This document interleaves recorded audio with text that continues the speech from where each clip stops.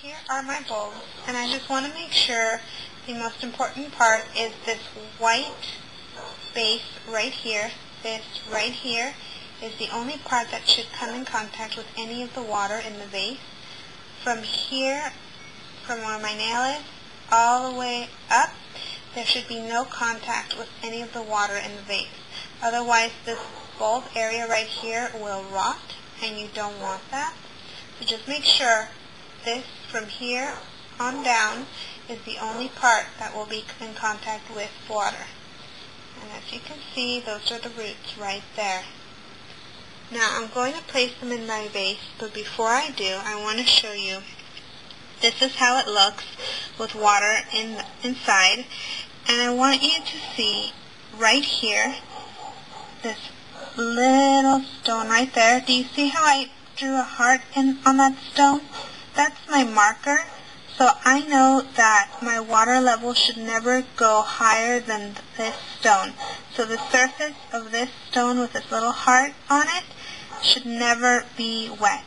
So below that is my water level. Now I'm going to go ahead and put my bulb inside.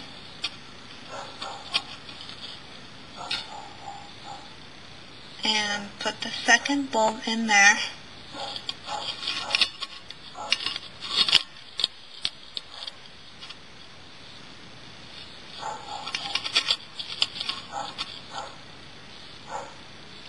Perfect. And now I know that the water level is just right.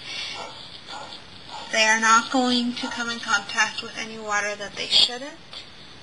And if you look at the side of the vase, you can see that you really need to have a marker inside to tell you what the maximum water level is, because if you see the water level is kind of right here, it goes up and down, and it doesn't really, it's not a steady line. So, and it's hard to tell when you're looking at through the vase to see if the water level is high enough or not high enough.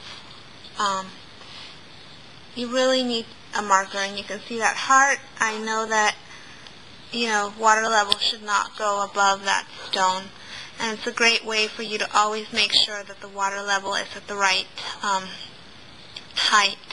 You should not let your bulbs dry out.